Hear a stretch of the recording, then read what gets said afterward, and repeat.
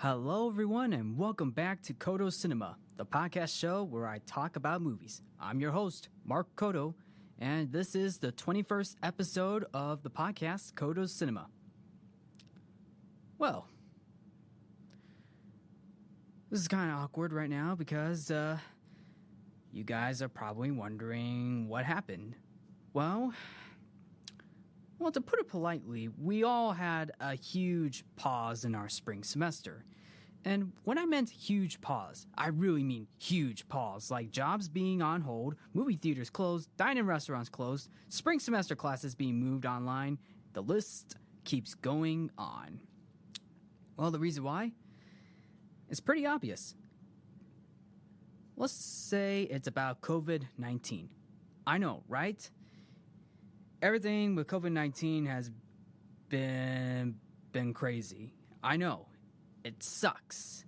But we all have to stay safe and follow very specific guidelines from the CDC in order to prevent more cases, which basically cases of the virus. And well, yeah, I know. It's definitely crazy, but while the build-up started back sometime towards the end of 2019. It didn't get attention until towards the end of February before going into March, which later became the lockdown that we all have experienced. However, this pandemic alone has put a huge dent into Hollywood productions as well, including the movies that we watched in theaters. And before I get into the movies, how about we go back in time before the pandemic? Let's say go back in time to 2019. In 2019, we had a lot of movies owning the box office, making billions after billions. I am talking about Avengers Endgame becoming the highest grossing film of all time, beating out Avatar. Captain Marvel became the first ever female superhero movie to do so too. Joker became the first R-rated film to do so as well. Spider-Man Far From Home became the first Spider-Man movie to gross over $1 billion too. This also includes films such as Toy Story 4, the live-action movies of Aladdin and Lion King, Frozen 2, and Star Wars Episode 9, The Rise of Skywalker. Talk about a major milestone here.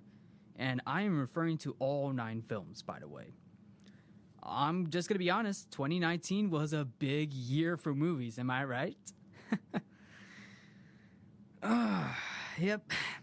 Flash forward to 2020, where films are trying to be successful at the box office, including with critics. And Bad Boys for Life, the third installment of the Bad Boys franchise, became a successful film with the box office and critics, becoming an improvement over its predecessors. Sonic the Hedgehog, the movie based on the video game, which was a huge surprise due to the people criticizing the original design. With the new design that we got, broke Detective Pikachu's box office record in North America and actually got good reviews from fans and critics alike. And The Invisible Man, becoming the latest film to make a profit before the pandemic, still a success though. Furthermore, you got movies like Onward and Bloodshot, fell short of expectations due to this pandemic. Although Birds of Prey, which is the DC Comics movie that is focusing on Harley Quinn, fell short on expectations at the box office. Although Birds of Prey was indeed a hit with critics and audiences. And that also goes with Onward as well. Onward is also another hit with critics and audiences, but it later fell short of expectations due to this pandemic. Which, by the way, you will see or hear on this list, I mean. And finally, you have movies like Black Widow, James Bond, and the live-action movie of Mulan, among many others, are either pushed back to another release date or released on demand. And that is because of the COVID-19 pandemic, affecting these movies to a point where we cannot see them until the movie theaters across the country will be opened up again once more. I do not know when these movie theaters will be open, but we will find out more.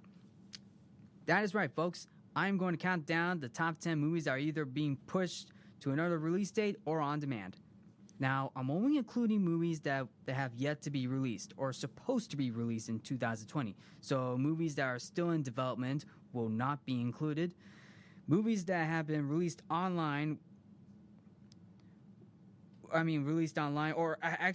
should I say, have been released in theaters, but with a limited release of less than 2 weeks in theaters, will be up for consideration.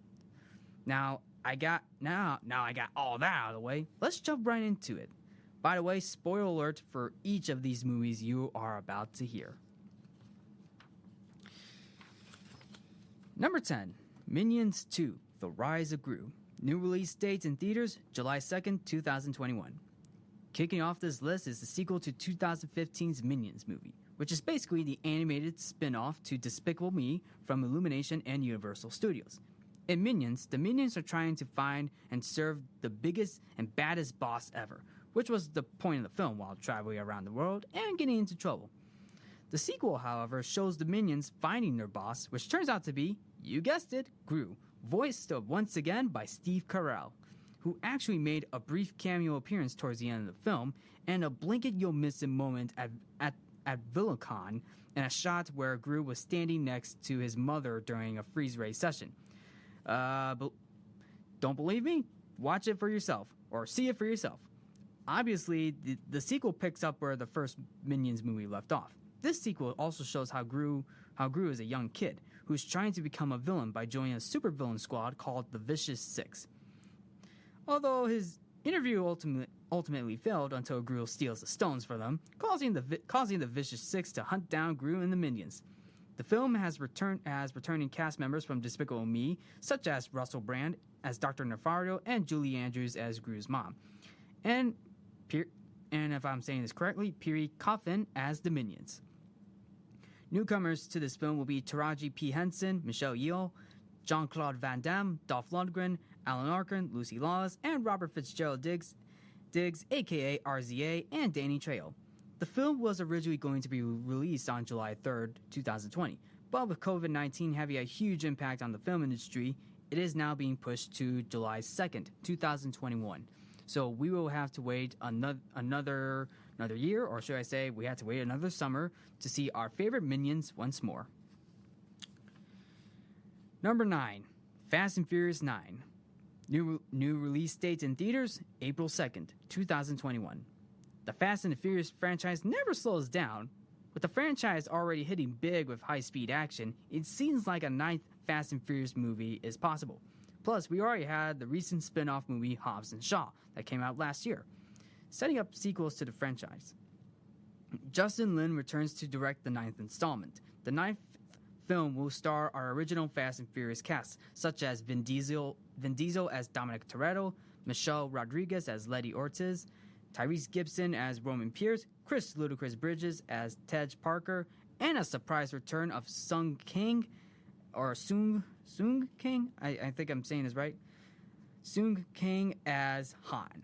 New cast members driving into the sequel, such as Cardi B, Guardians of the Galaxy star Michael Rooker, and of course WWE wrestler John Cena as Dominic's brother Jacob Toretto.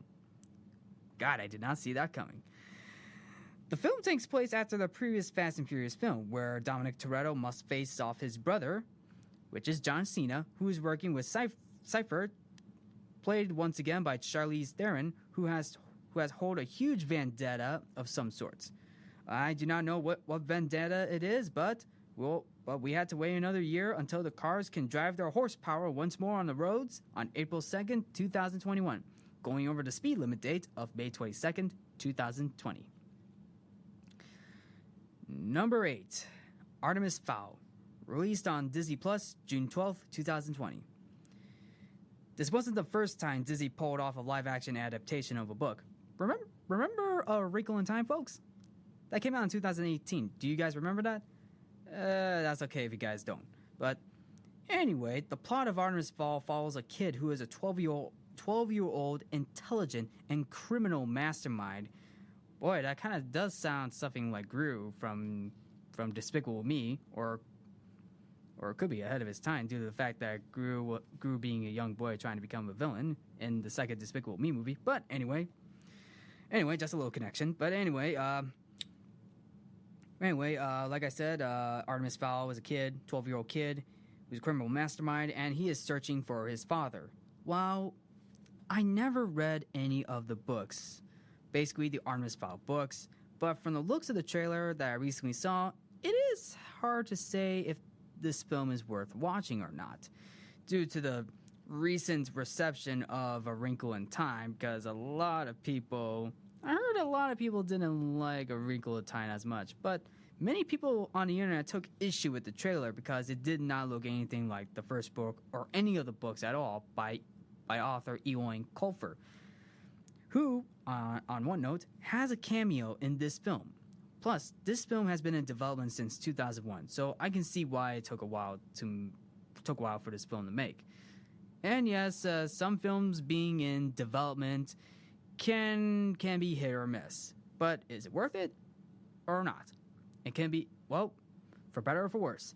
This film is directed by Kenneth Branagh, who directed 2011's Thor and 2015's Disney live-action movie of Cinderella, so it might be worth the watch. This film was supposed to be released on August 9th, 2019, but was later pushed back to May 29th, 2020. However, due to COVID-19, Disney decided to release Artemis Fowl on Disney+, so we will have to see it on Disney+. Number 7, Venom 2, Let There Be Carnage. New release date in theaters, June 25th, 2021. One of Spider-Man's fan-favorite villains is getting a sequel, folks, but this time with Carnage. And when I mean Carnage, I really mean the character Carnage. Yes, folks. Yes, folks, I mentioned in an earlier episode that the second Venom movie was originally going to be released on October 2nd, 2020. But now it has been pushed to June 25th of 2021. While there is not much in terms of plot, we do know one thing is that Eddie Brock, Venom, played by Tom Hardy, is returning to face off Cletus Cassidy, aka Carnage, played by Woody Harrelson. Ruben Fleischer, who was the original director of the first Venom movie, was directing Zombieland Double Tap at the time. With no director confirmed, so Sony had to find a replacement. I mean, okay, yeah. I wouldn't mind Ruben Fleischer returning to direct a sequel, but couldn't Sony wait until he's done with Zombieland Double Tap? But anyway, directors like Rupert Wyatt, Andy Serkis, Travis Knight, and Rupert Sanders were considered to direct. Andy Serkis is confirmed as director, who is very well known into motion capture performance, including his role as Gollum from the Lord of the Rings and the Hobbit franchise, including his directorial works such as 2018's Mowgli. Plus, this is Serkis' third Marvel film since his portrayal of Useless Claw in Avengers Age of Ultron and Black Panther. This will also make Venom 2 his first ever Marvel film to direct. So, it is interesting to see what Andy Serkis can pull off in his sequel. One question remains, will this movie be R-rated or PG-13? Well, we don't know because we will have to find out once more once this sequel comes out in 2021. Number 6, Morbius. New release date in theaters, March 19th, 2021. Another Spider-Man villain is getting a film. Looks like we are going to go to the dark side of Marvel, folks. I probably should have mentioned that with Venom 2. But anyway, this villain was originally going to be film. But anyway, this film was originally going to come out the same year as Venom 2. The release date was July 31st, 2020. But it was pushed back to March 19th, 2021. This film follows Michael Morbius. For those of you who don't know, Michael Morbius is going to be played by Jared Leto, who originally played the Joker in Suicide Squad. Love it or hate it. Jared Leto played the Joker. And Michael Morbius is an MD and PhD who's suffering from a blood disease, but later takes a cure that transforms him into a vampire-like form. This is a horror movie, folks.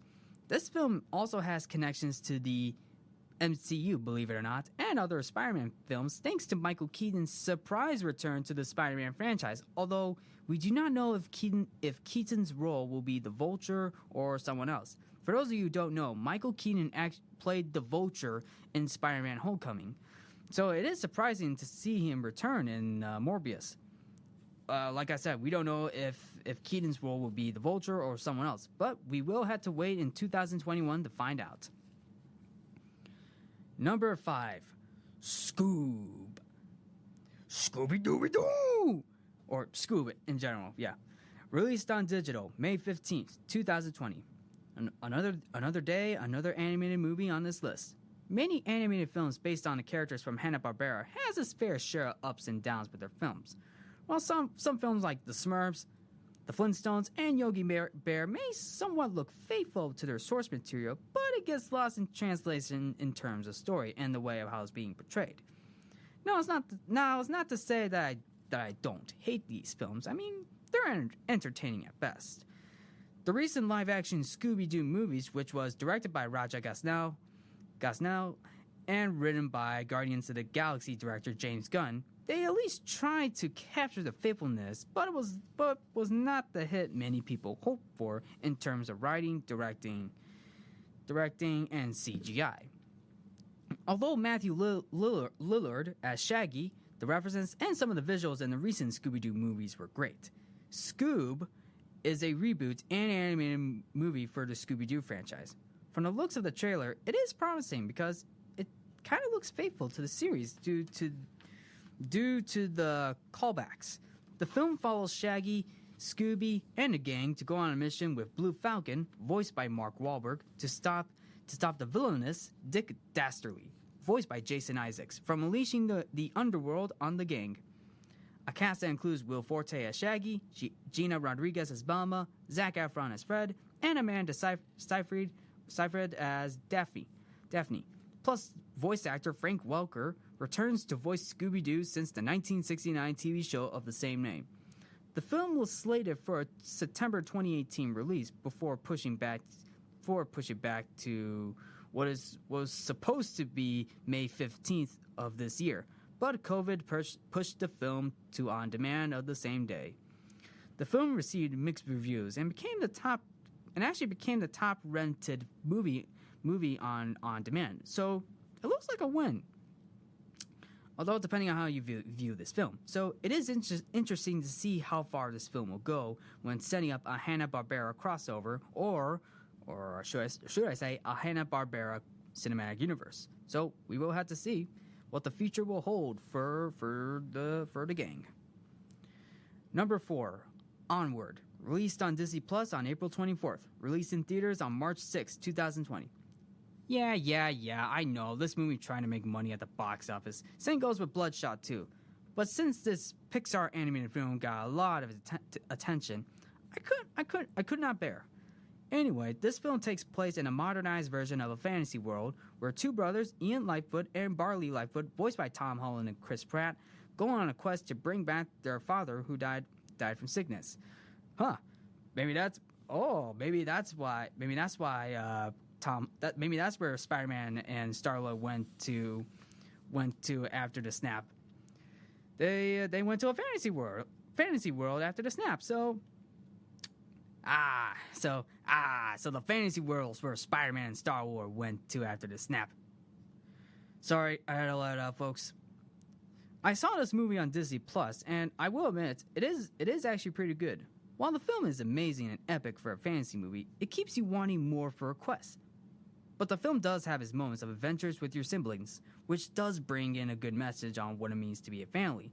Plus, Ian's older brother Barley acts more of a father figure throughout the movie, so that is definitely something. And while the quest itself does sound like The Lord of the Rings, The Hobbit, and Black Cauldron, and maybe a hint of Fantasia for the Pastoral Symphony by Beethoven, the film was released in theaters on March 6th with high expectations at the box office. But COVID-19 interfered with the box office, transitioning the film to DVD sales 2 weeks after its initial release and releasing to Disney Plus on April 24th. So, if you are in for a quest, then onward, my loyal subjects, go forth and enjoy this movie. And I was talking about Onward, folks. Yep. All right, moving forward. Number 3, No Time to Die. New release date, November 26, 2020. Taking the top 3 is Bond. James Bond. This is the 25th installment of the James Bond franchise. Actor Catherine Blofeld, played by Christoph Waltz from the previous James Bond movie Spectre, James Bond decides to leave the spy service for early retirement, but ultimately runs into an old friend named Felix Leiter, played by Jeffrey Wright, who wants him to go on one more mission to search for a scientist. However, this mission goes into some interesting moments where James Bond sees a world he has never seen. Seems like an interesting plot for the next installment. But what is also interesting is the fact that the film will be distributed by Universal, since Sony ended their deal after Spectre. Danny Boyle was originally going to direct the film, with John Hedge to write the script, but both left due to creative differences between the studio, and now we got a new director, and I'm hoping I'm pronouncing his name correctly, Cary Fukunaga, taking over.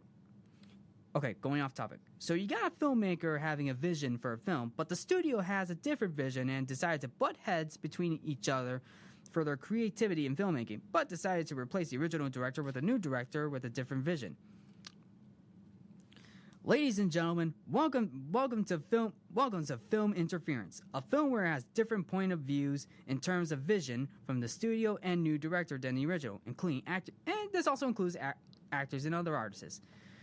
Yes, folks. I'm pretty sure this has to do with something with film interference between a director and a studio, and getting fired for creative differences is probably the worst thing ever. Yeah, that is definitely something that has happened in Hollywood for a while. So, getting that out of the way, No Time to Die brings Daniel Craig for one last ride as James Bond. At least I hope it is the last time. Returning actors including Ben Whishaw as Q, Ralph Fiennes as M, Leah Seydoux as Madeline Swan, Madeline Swan, and Naomi Harris as Moneypenny. Plus, James Bond encounters a new villain named Safin, played by Rami Malek, an interesting villain to encounter, which Rami Malek described as the man who gets under Bond's skin. This also includes a musical score by Hans Zimmer replacing Dan Romer, who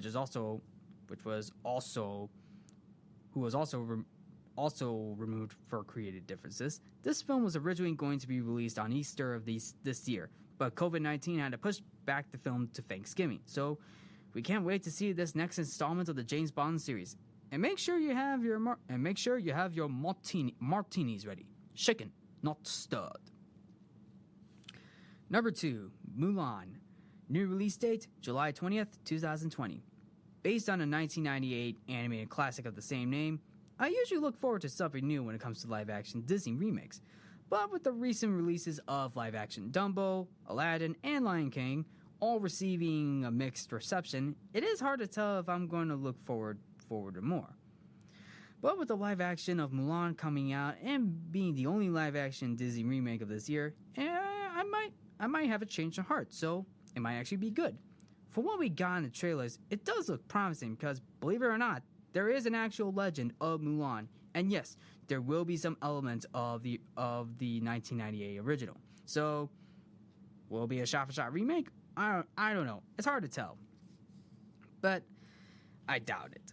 While there are some issues with the film, like there won't be any songs or Mushu, the songs will be played in instrumental versions like the 1998 original.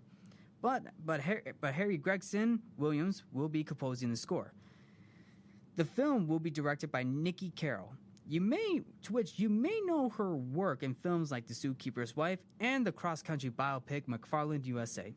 The cast includes an all-Asian cast with Donnie Yen, Jason Scott Lee, Jet Li, and and I'm hoping I'm pronouncing her name correctly, Lu Yifei. Lu Yifei as Mulan. On top of that, Mulan will also be the first live-action Disney remake to receive a PG-13. Whoa. hey, that is probably something because I figure one of these live-action Disney remakes will get a PG-13 rating eventually. And to reference and paraphrase the song I'll make a man out of you. Now that is making a film out of you. Okay, maybe that came out a little wrong, but anyway. So we will see how this film will reflect in theaters on July 20th. On July 20th of this year, we're replacing the March 27th release date. Okay, the number one movie that is being pushed to another release date, Black Widow. New release date, November 6, 2020. Taking the top spot on this list is the superhero film and the second female superhero film that kicks off Phase 4 of the Marvel Cinematic Universe. Taking place after Captain America Civil War, the film follows Natasha Romanoff, aka Black Widow, played once again by Scarlett Johansson, who is now confronting her past as a former assassin that she was known for. The film was in development since 2004, bouncing back and forth between director and studio before her film debut in Iron Man 2. The film will include Florence Pugh as Yelena Belova, David Harbour as Red Guardian, a counterpart of Captain America, Ray Winstone as Dreykov, and Rachel Weisz as Melina Vostokov. Robert Downey Jr. and William Hurt will return as Tony Stark, Iron Man, and General Thaddeus Thunderbolt. The film will also include fan-favorite villain Taskmaster, the character who studies the abilities and skills from each of the Avengers, and the villain who will take control of the Red Room, the mysterious Red Room.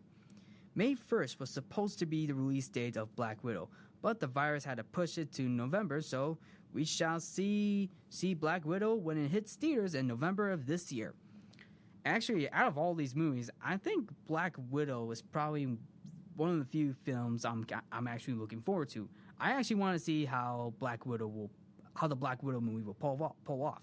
And don't get me wrong, I love Black Widow. I love Scarlett Johansson as Black Widow. She brings the character. She literally does bring in good light to the character.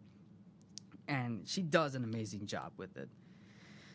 And there you have it, folks. That is my top 10 movies that are pushed to another release date or released on demand due to COVID-19. So, what do you guys think? Am I missing a few movies? Are you guys looking forward to these films? Overall, please let me know. With everything going on right now, it's hard to tell because of COVID-19. Look, like I said, it sucks to what we are dealing with right now, and I get it. I know everybody's been complaining already on the media with everything between COVID-19 and pretty much everything else, and I get it. But anyway, this is something that I wasn't looking forward to. But for the sake of everything, please stay safe, and whenever you're going out, wear a mask. Please wear a mask, and everyone must wear a mask as per CDC guideline, no matter how long this virus goes. And to all the 2020 graduates who have graduated from college, it has been a tough semester, but hey, we made it through the end of the spring semester, so that is definitely a great sign. And good luck on your next chapter in life, and stay healthy and safe. I also want to give a special shout out and thanks to all the doctors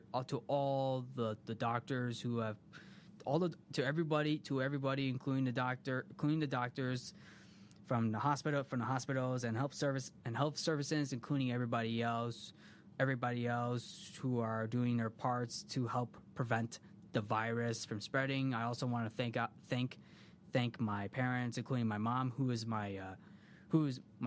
a physician endocrinologist at Edwards Hospital in Naperville, as well as DuPage Medical Group, to help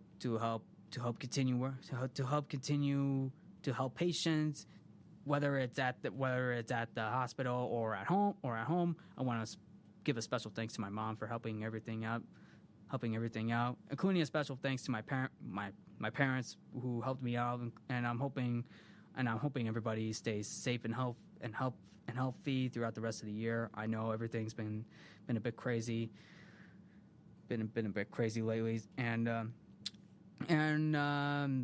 I also want to dedicate this episode to all those involved with the COVID-19, all those involved with COVID-19. I like to dedicate those who passed away due to COVID-19. But anyway, thank you all for tuning in to Codo Cinema. Anyway, I'm your host, Mark Codo, and as always, remember to watch movies and stay positive. And on top of that, please stay healthy and stay safe. Bye.